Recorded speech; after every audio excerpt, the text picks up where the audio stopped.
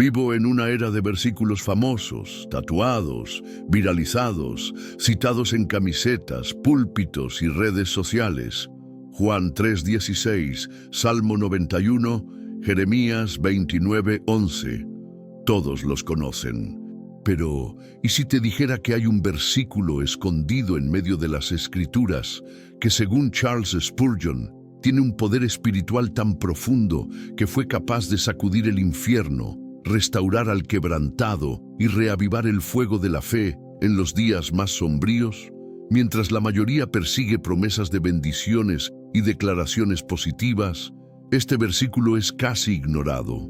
No promete riquezas ni victorias visibles, pero revela el corazón de Dios de una manera tan devastadora que, si se comprende, puede cambiarlo todo en la vida de un cristiano. Charles Spurgeon dijo: "Este versículo no es un consuelo común, es una espada que corta el alma y la une a Dios". Y sin embargo, la mayoría de los cristianos hoy en día jamás ha escuchado un sermón sobre él. Hoy vamos a sumergirnos en este versículo oculto y a descubrir por qué es considerado por muchos hombres de Dios el más poderoso de toda la Biblia, y por qué el infierno trabaja tanto para que nunca lo conozcas de verdad. Si quieres salir de la superficialidad espiritual y tocar el corazón de Dios con profundidad, quédate hasta el final, porque este versículo puede ser la clave que faltaba para reavivar tu fe, tu oración y tu santidad. Vivimos en una generación donde el Evangelio ha sido transformado en anestesia. El púlpito, que antes era una fragua ardiente donde la palabra era proclamada como una espada afilada de dos filos, se ha convertido en un escenario de confort emocional. En lugar de confrontar, entretiene. En lugar de cortar, alisa. En lugar de llamar al arrepentimiento, consuela el pecado. Y el resultado de esto es visible. Tenemos iglesias llenas y corazones vacíos, ministerios abarrotados y vidas que nunca fueron quebrantadas, predicadores elocuentes pero sin lágrimas en los ojos. El fuego del arrepentimiento fue cambiado por el brillo de las luces y la cruz fue sustituida por frases de autoayuda con un trasfondo bíblico. Charles Spurgeon, el príncipe de los predicadores, solía decir: "El evangelio que no hiere no es el evangelio que salva". Él entendía que el poder de la palabra de Dios reside en su capacidad de quebrantar antes de restaurar, de exponer antes de sanar, de matar el ego antes de generar nueva vida. Pero hoy, los versículos que confrontan han sido relegados al olvido. No se vuelven virales, no venden libros, no mantienen a las multitudes entretenidas. Por eso, textos como el que veremos en este video son ignorados, a pesar de ser los que más revelan la santidad, la justicia y el amor verdadero de Dios. Ese evangelio dulce que se predica hoy es como miel puesta sobre heridas profundas. Adormece por un tiempo, pero se pudre por dentro. El verdadero evangelio, el que Cristo y los apóstoles predicaron, era espada, era fuego, era confrontación. Cuando Pedro predicó en Hechos 2, la Biblia dice que los oyentes se compungieron de corazón. Es decir, el corazón fue herido, el espíritu lo perforó, y entonces nació la fe genuina. Pero cuando se eliminan los textos que confrontan, se elimina el espíritu que convence, y cuando el espíritu no convence, el hombre sigue muerto, incluso sentado en la banca de la iglesia. Es por eso que el versículo que vamos a revelar en breve ha sido silenciado, porque no deja espacio para que el ego sobreviva. Llama a un lugar al que muchos no quieren ir, el altar de la entrega total. La iglesia moderna se acostumbró a leer la Biblia con un marcador, pero no con lágrimas. Subraya las promesas, pero ignora los mandamientos. Aplaude los milagros, pero se olvida del precio. Por eso, este versículo permanece escondido. porque revela la gloria de Dios de una manera que desnuda al hombre, quema la máscara de la religiosidad y exige santidad como estilo de vida. Cuando Spurgeon hablaba de este texto, temblaba, no por miedo, sino por reverencia, porque sabía que ese versículo llevaba el peso de la eternidad. No era una promesa de bendiciones terrenales, sino un recordatorio de que estamos ante un Dios que es fuego consumidor y al mismo tiempo refugio eterno. Mientras muchos quieren un Dios de abrazos, este versículo presenta a un Dios de autoridad. Mientras predican a un Cristo que acepta todo, Él revela a un Señor que exige todo. No es una invitación a la zona de confort, es una convocatoria a la cruz. Y tal vez sea por eso que nunca has escuchado una predicación sobre Él. Porque este versículo no fue hecho para hacerte sentir bien, fue hecho para hacerte nacer de nuevo. La mayoría de los cristianos quiere ver la gloria de Dios, pero pocos están dispuestos a ir al lugar donde realmente se manifiesta. Porque cuando la gloria de Dios aparece, no exalta al hombre, lo aplasta, no celebra su fuerza, revela su debilidad, no confirma su espiritualidad, expone su impureza. Y es exactamente en este tipo de escenario donde se pronunció el versículo más poderoso de la Biblia. Un versículo que no nació en un escenario, ni en medio de alabanzas triunfantes. Nació en un ambiente de desesperación sagrada, donde el profeta se vio ante algo tan glorioso, tan santo, tan incomprensiblemente puro, que todo lo que él creía ser se desvaneció en un instante. Estamos hablando de Isaías capítulo 6, cuando el profeta tiene una visión del trono de Dios. En el año en que murió el rey Uzías, vi yo al Señor sentado sobre un trono alto y sublime, y sus faldas llenaban el templo. Isaías 6:1. Isaías era profeta, tenía ministerio, tenía palabra, tenía autoridad, pero hasta ese momento nunca había visto la gloria de Dios en su plenitud. Y cuando la vio, no gritó, no cantó, no saltó, cayó, gimió, se derrumbó. Porque eso es lo que la gloria de Dios le hace al hombre que aún tiene sensibilidad espiritual. ¡Ay de mí, que soy muerto! Porque siendo hombre inmundo de labios y habitando en medio de pueblo que tiene labios inmundos. Isaías 6:5. Ese es el versículo, el que Spurgeon consideraba el más poderoso, porque no solo revela quién es Dios, revela quiénes somos realmente cuando estamos ante Él. Nota, Isaías no dijo, soy débil, ni soy limitado, dijo, soy muerto. El verbo en hebreo transmite la idea de aniquilación, como si dijera, he sido deshecho, ya no existo. No hay espacio para la actuación, la vanidad o la reputación cuando los ojos humanos contemplan la santidad de Dios. Este versículo es un espejo roto ante el alma del profeta, y es por eso que tiene tanto poder, porque desgarra la ilusión del yo, nos saca de la platea religiosa y nos arroja de rodillas ante el trono. Hace lo que ninguna predicación moderna quiere hacer. Destruye la falsa identidad para que la identidad eterna pueda nacer. Charles Spurgeon predicaba este texto con lágrimas. Decía, ningún hombre está listo para el ministerio, para la fe o para el cielo, hasta que haya muerto a sí mismo ante la santidad de Dios. Y todo comienza con esa declaración de Isaías. ¡Ay de mí, que soy muerto!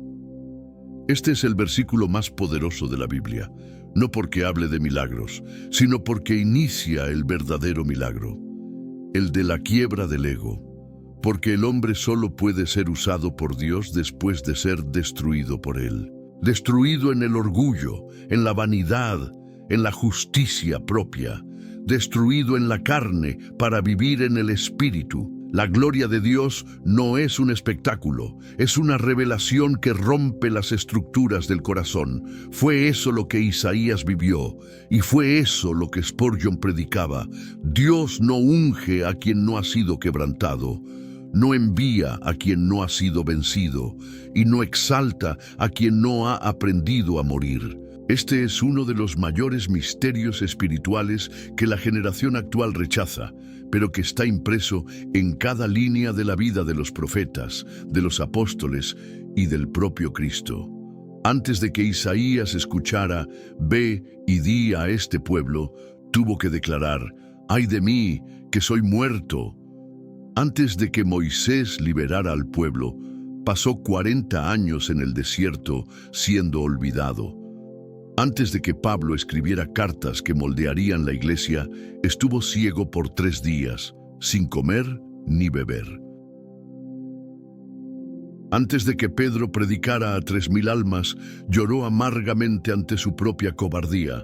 Antes de que David se convirtiera en rey, fue perseguido, traicionado, humillado y escondido en cuevas. La orden divina es clara: primero la humillación, luego la autoridad, primero el altar, luego el envío, primero la muerte, luego la resurrección. Isaías 6:5 es el momento de la muerte del ego profético. Es cuando deja de ser solo un hombre con palabra y se convierte en un hombre con presencia. La diferencia es abismal. Charles Spurgeon dijo, «Dios nunca usará grandemente a un hombre antes de herirlo profundamente». Esa es la diferencia entre el llamado verdadero y la autopromoción moderna. Hoy muchos quieren micrófonos sin arrepentimiento, quieren púlpitos sin cruz, quieren seguidores sin renuncia, pero el cielo solo reconoce a quien pasó por el fuego del quebrantamiento. Y ese fuego comienza con este versículo: «Ay de mí, que soy muerto, porque siendo hombre inmundo de labios y habitando en medio de pueblo que tiene labios inmundos». Isaías no culpa al pueblo, comienza por sí mismo. No se justifica, se entrega. No esconde la impureza, la expone. Y esa es la puerta estrecha que pocos quieren pasar, pero todos necesitan atravesar si quieren ser usados por Dios. La generación que huye del dolor también huye de la unción, porque la unción es el resultado de ser aplastado, como el aceite que solo sale de la aceituna cuando se la prensa, como el vino que solo fluye de la uva cuando se la pisa.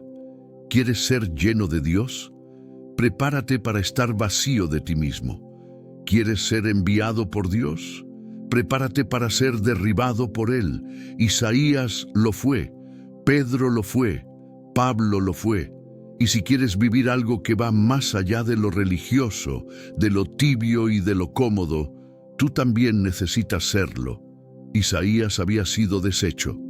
El orgullo profético se había derretido. El sentido de justicia propia se había desmoronado. Su boca, antes santa a los ojos humanos, ahora se reconocía inmunda ante la santidad absoluta de Dios. Pero es justamente ahí, en ese lugar de rendición total, donde el cielo se mueve con poder. Y voló hacia mí uno de los serafines, teniendo en su mano un carbón encendido, tomado del altar con unas tenazas, y tocando con él sobre mi boca. Isaías 6:6.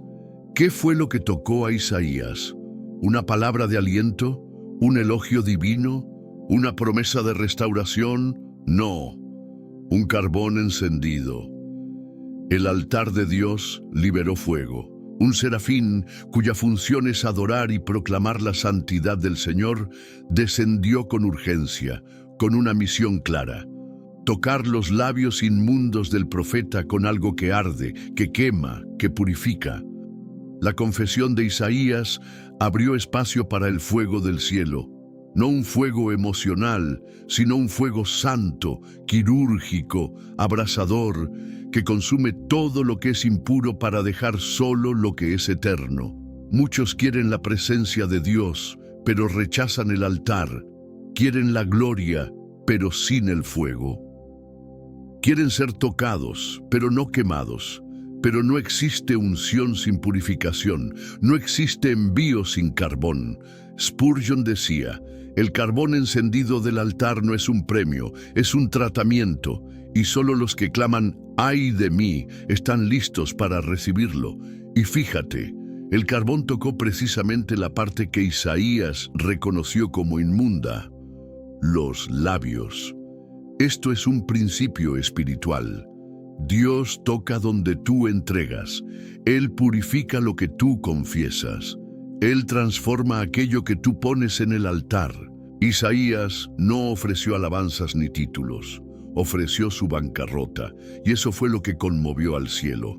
El serafín no vino por la elocuencia del profeta, vino por el arrepentimiento, porque el corazón quebrantado sigue siendo el altar más atractivo para Dios. El carbón no mató a Isaías, no lo destruyó, lo preparó, selló sus labios, purificó su misión, quemó las impurezas invisibles del alma.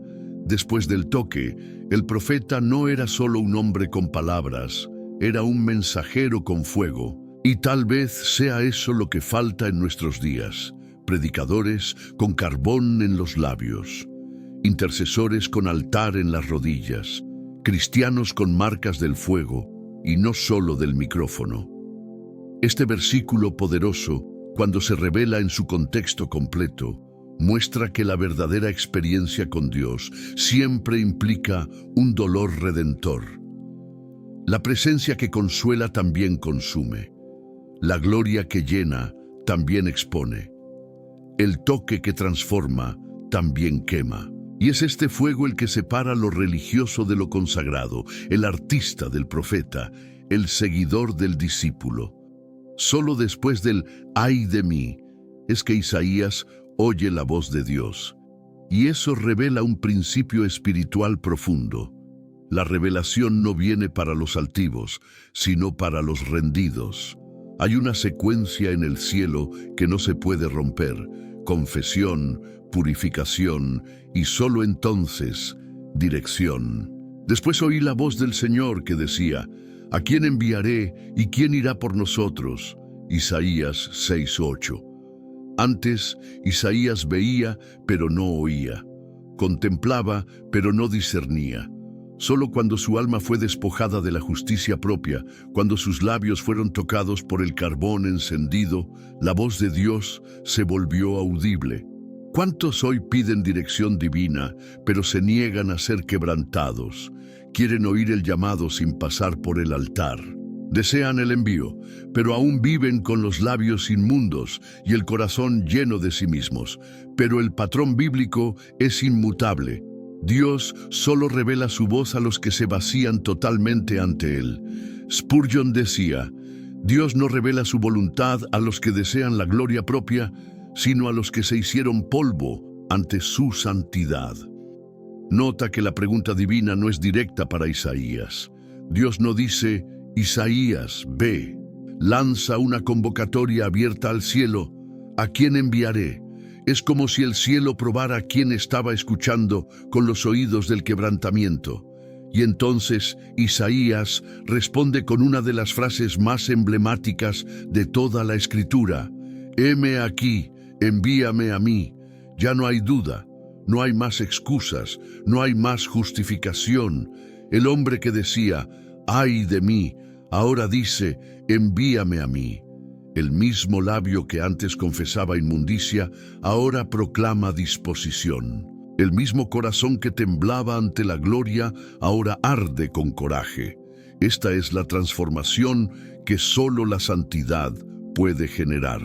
Es el tipo de respuesta que nace cuando el alma es puesta bajo el peso de la presencia divina. Cuando el ego muere y la misión se vuelve más grande que la comodidad. Hoy muchos dicen: heme aquí, pero sin haber pasado por el carbón. Hablan de Dios sin haber sido tocados por Dios. Ministran en nombre de un trono que nunca contemplaron. Pero el verdadero llamado nace en el lugar de la ruina. Es en el altar de Isaías y no en el escenario de Usías, donde se forman los enviados de Dios. Este es el poder del versículo oculto. Abre camino a un corazón que oye al cielo. Nos muestra que Dios todavía llama, pero solo los muertos para el mundo pueden oír. Este es el versículo que el infierno teme, porque revela que la fuerza de un hombre no está en su don, sino en su rendición.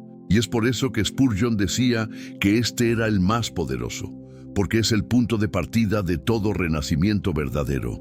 La gloria de Dios destruyó a Isaías para reconstruirlo como un vaso limpio. Y es eso lo que Él desea hacer con cada uno de nosotros. Pero ¿será que aún tenemos el coraje de decir, ay de mí?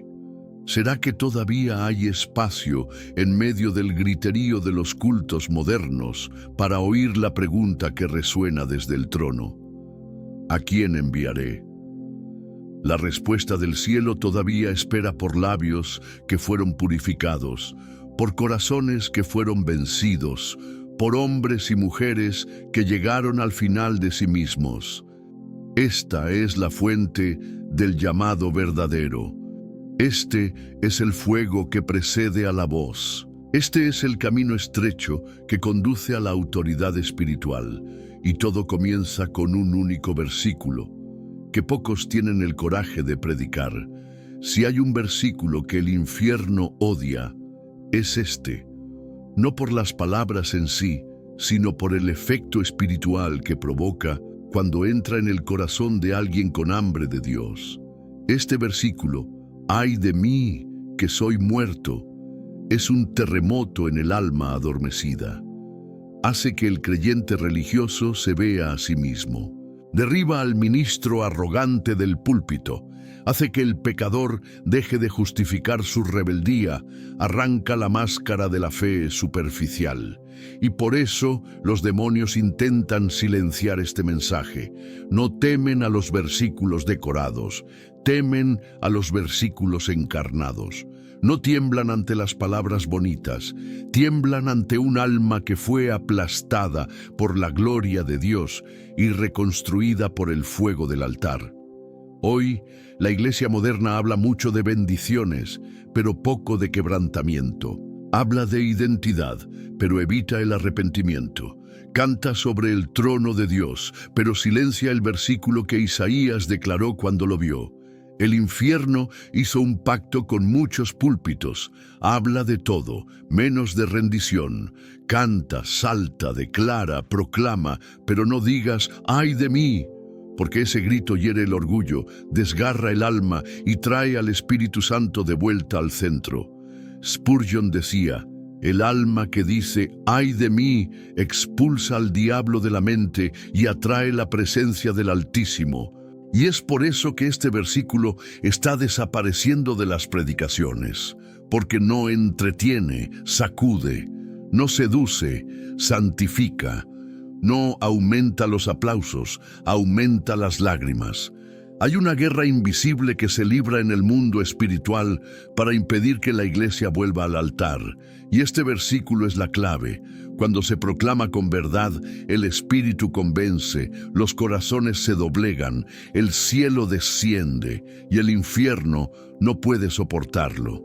Lo que muchos no se dan cuenta es que el «ay de mí» de Isaías es lo opuesto al «soy rico y de ninguna cosa tengo necesidad» de la Odisea. Uno expresa quebrantamiento, el otro soberbia. Uno atrae el fuego del cielo, el otro el vómito de Cristo. Por eso, este versículo no puede ser olvidado. Es la línea que separa a los convertidos de los convencidos, a los profetas verdaderos de los predicadores vanidosos, a los enviados del cielo de los influenciadores de la religión. Satanás no teme a las iglesias grandes, teme a las iglesias quebrantadas. No teme a las multitudes, teme a las lágrimas genuinas en el altar. No teme a las canciones repetidas, teme al fuego del carbón encendido, tocando labios que confiesan su miseria. Isaías 6:5 es un recordatorio de que el cielo no se mueve por la actuación, sino por la verdad interior. Y el infierno lo sabe. Una iglesia que vuelve a este versículo es una iglesia que se vuelve peligrosa. Porque donde hay quebrantamiento, hay presencia. Donde hay confesión, hay fuego. Donde hay rendición, hay voz del cielo.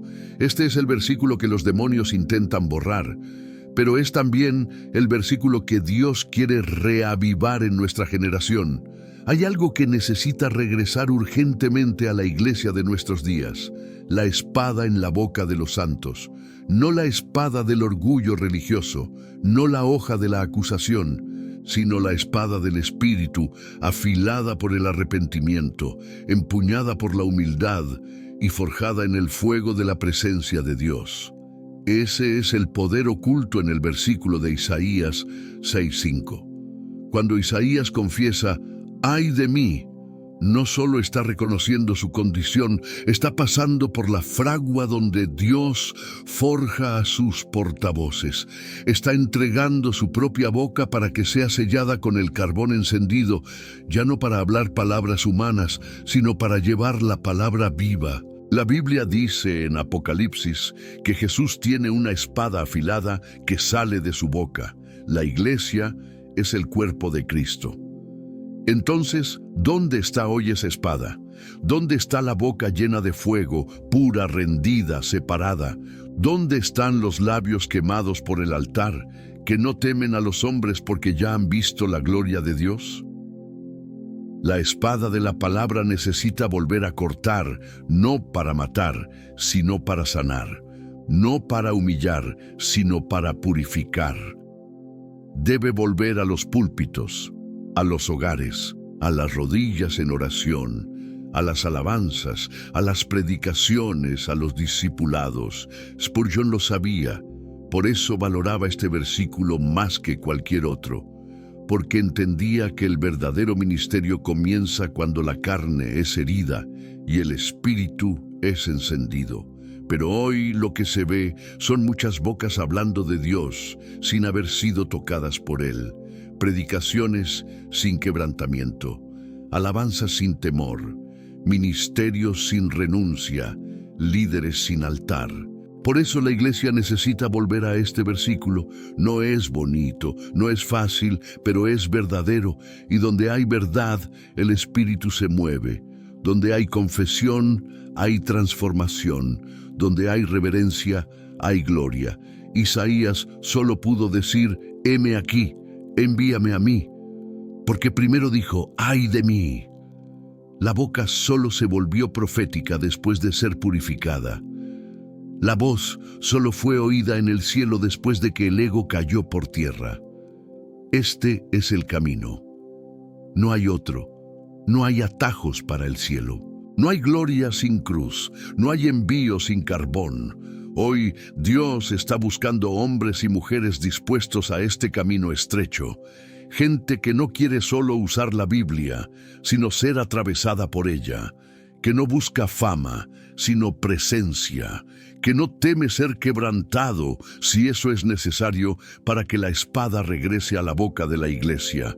Porque el mundo no será transformado por creyentes fuertes, sino por creyentes quebrantados. Y tal vez Dios te esté llamando ahora mismo. Tal vez Él esté esperando oír de tu boca el mismo clamor que hizo que el cielo se moviera en Isaías. ¡Ay de mí, que soy muerto! Si esa es tu verdad, entonces prepárate, porque el carbón aún está encendido, el altar todavía está lleno de fuego, y la voz aún está diciendo, ¿a quién enviaré? Si este mensaje te ha hablado, si este versículo ha tocado lugares que ni las palabras humanas pueden alcanzar, entonces no te quedes en silencio ahora. Deja un comentario abajo escribiendo, Señor, toca mis labios con tu carbón encendido. Levantemos juntos un altar de confesión y clamor en los comentarios. Comparte este video con alguien que está siendo llamado, pero aún no ha pasado por el carbón. Quizás esta palabra sea el fuego que faltaba para reavivar el propósito. Mira también nuestros otros videos donde revelamos las verdades olvidadas de la palabra y confrontamos el engaño sutil de la religión moderna. Suscríbete ahora a la Escuela del Príncipe y activa la campana para seguir recibiendo palabras que queman, edifican y despiertan. Aquí no predicamos para agradar, predicamos para despertar, porque la espada necesita volver a la boca de la iglesia. Y si has llegado hasta aquí, es porque Dios todavía tiene algo que decirte.